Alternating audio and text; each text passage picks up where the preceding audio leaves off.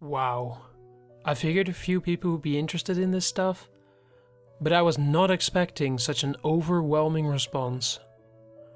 Alright, so first off, I looked through some files at work yesterday, and I found plenty of papers signed by GM1 Roberts or Lieutenant Buck, and some signed by GM3 Frederickson.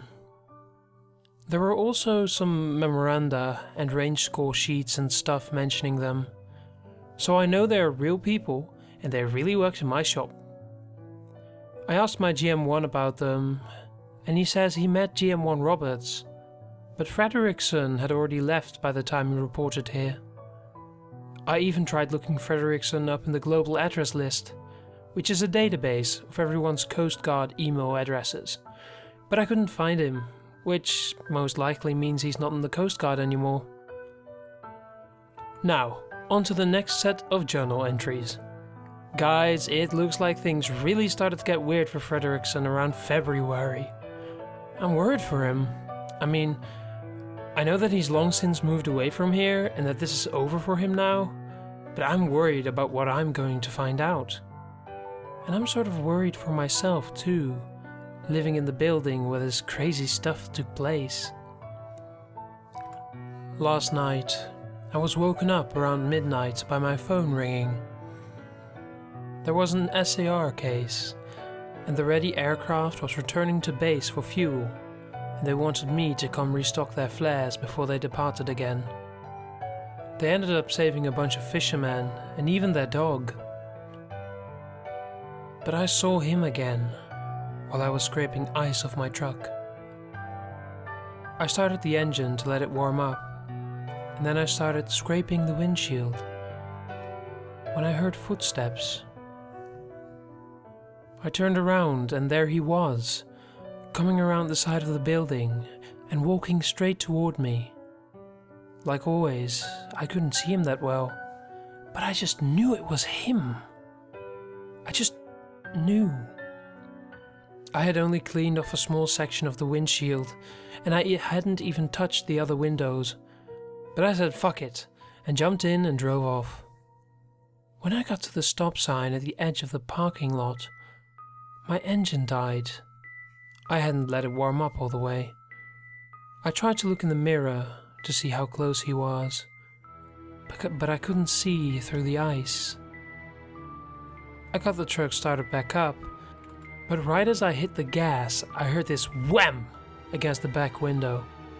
I almost crashed turning out of the lot. I was so scared. After I restocked the plane, I wanted to just sleep in my car in the air station parking lot, but it was too damn cold. I would have frozen to death. I had to go back to the barracks. When I got there, he was gone. But I know he'll be back, and I know I'm stuck here with him. 29th of January, 2012. I've seen or heard him every night since Tuesday. He's all I think about anymore. Every night, he stomps around the hallways, or knocks on my door, or stares at me when I go outside. I wouldn't have been going outside as much if I hadn't been smoking. I dream about him. I went to the MAA, Master at Arms, the guy in charge of the barracks, and told him about everything that's been happening. But he doesn't believe me. He says it's not against the rules to walk around outside or around the hallways, and as far as the ding-dong ditching, there's nothing he can do if he doesn't know who's doing it. This is why I didn't talk to him up until now. I knew he wouldn't do anything. You have to be here, you have to see and hear it to realize something's up.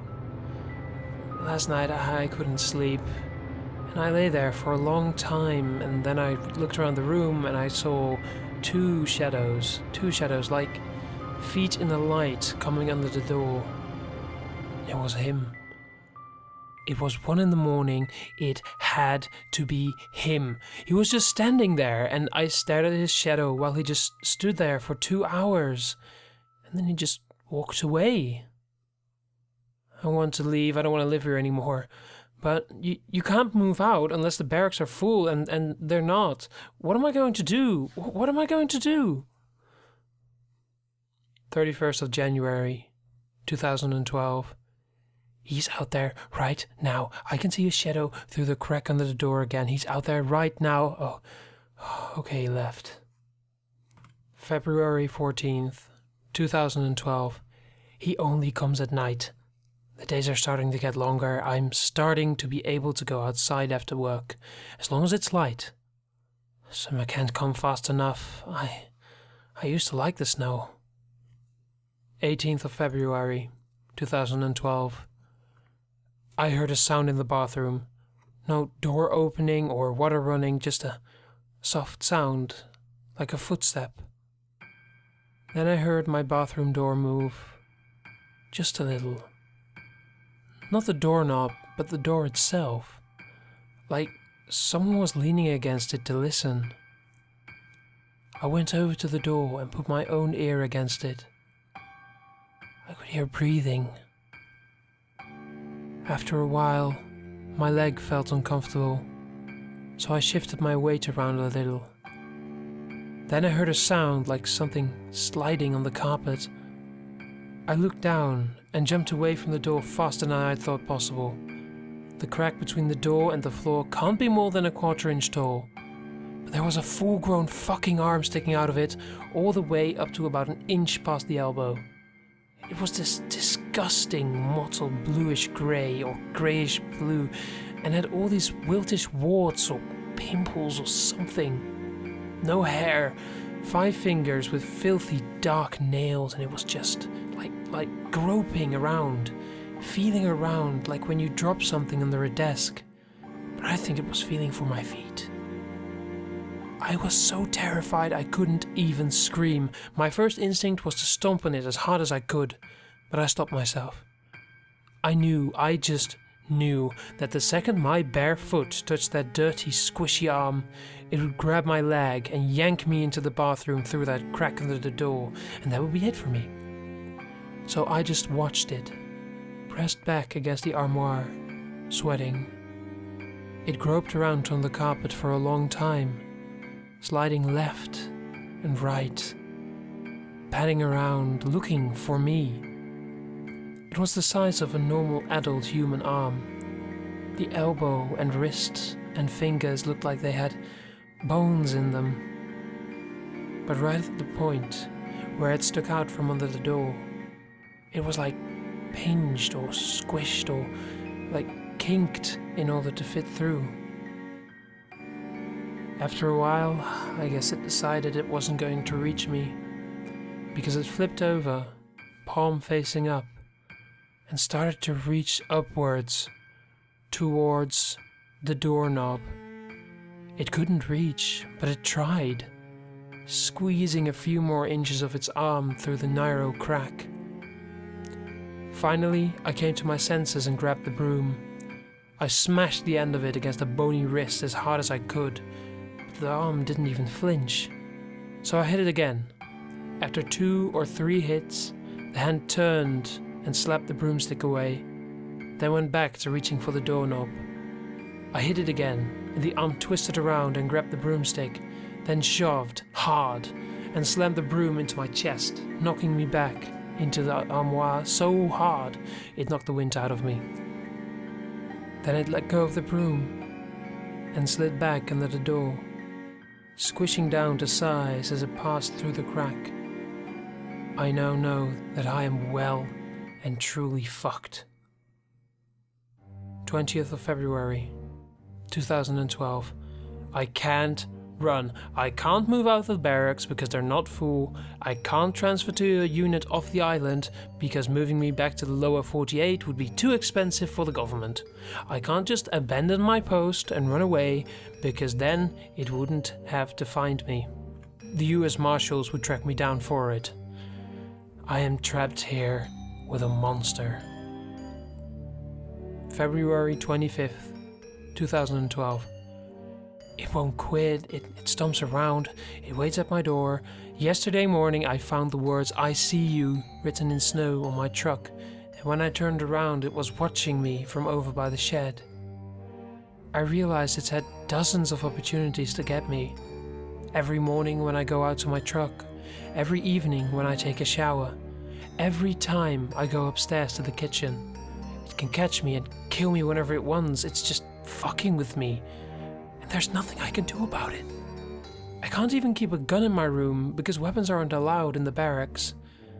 I'm totally at its mercy, and we both know it. February 29th, 2012. I finally got a good look at it. I wish I hadn't.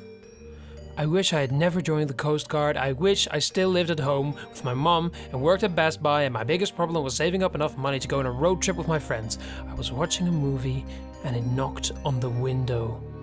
I knew it was it, the thing, because it is the only thing that comes to visit me. I ignored it at first, but it knocked again, and again, and again, until it was just knock, knock, knock, knock, knock, knock, knock, knock, knock, knock. I knew it didn't want to open the curtain, but I couldn't stop myself. I expected it to be gone when I did open it. That's the way it goes. It makes noise and then runs off, but it was there. It was there. It was standing there with its face pressed up against the glass, staring right into my eyes. Its whole body was covered in that same hairless grey-blue mottled mess of skin as its arm. It was bald, had no nose or ears or nipples or belly button or dick or balls. 2 arms, 2 legs. But the worst part was the eyes and the teeth. They were so ordinary, human. A perfectly straight white set of teeth under 2 normal blue human eyes, twisted into an expression of hatred so intense that I'm sure it's only a matter of time. It's going to come for me eventually. It wanted me to see it. We just stood there, looking at each other for maybe a minute. My breath coming out in pants and gasps, its breath coming out calmly and evenly and fogging up the window. And then it just turned and walked away. Now that I've seen it, I am sure of 2 things. 1, it is not a human being. 2, I can't go to anyone for help. No one will ever believe me. If I had a normal job, I could just go. Just get in the car and go and never look back. But I can't do that. The government will find me. I'm stuck here, waiting. 2nd of March, 2012. I didn't see or hear it at all last night. Somehow this worries me even more than if I had. 3rd of March, 2012. I was right to be worried. I have to replace a few signs at work. I took pictures of them with my phone so I could put them back in the right place. When I went to look at the pictures, I found a video taken on March 1st. I didn't take it. At first, I couldn't tell what it was. It was dark, and there was a rhythmic rumbling noise. Then the phone moved a little and I could see it auto-adjust for the darkness. It was a barracks room. I could barely make it out, but I recognized the bed in the middle of the frame, the window on the right, and the armoire on the left. Someone was sleeping on the bed. That was the noise. They were snoring. The phone got a little closer. With the window out of frame, it adjusted again for the darkness, and I could see a little better. It was a man in the bed. I could tell by the haircut. After a few seconds, the man rolled over in his sleep, and I got a look at his face. At my face, it was a video of me sleeping, taken from inside the room right next to my bed. It has always bothered me.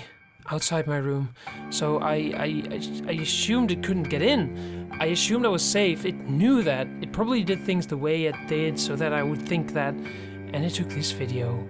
with my phone, just to show me that I was wrong. That it can get in whenever it wants to without even waking me, and it wants me to know that. That must be why it showed me its face, so I wouldn't go to the police. This thing has been playing a fucking game with me this whole time, and it's winning. After the 3rd of March, he stops mentioning encounters with the thing. The next few entries are sporadic, and mostly says stuff like, "Haven't seen it in a week, what is it up to?" Then around mid-April, he starts making regular journal entries about regular stuff again, talking about work, hunting and fishing trips and so on. Every once in a while he mentions the thing, but only in passing, like, "I'm glad that thing seems to have disappeared." Anyway, I'm going to keep reading and see if he mentions any more run-ins with it. I'm not working this weekend, so I'll be able to post again soon if there's anything worth posting in here. I'll also let you know if any of my own detective work turns up anything. Let me know what you think about this man or monster or whatever by leaving me a comment below. I've never heard of anything like this before.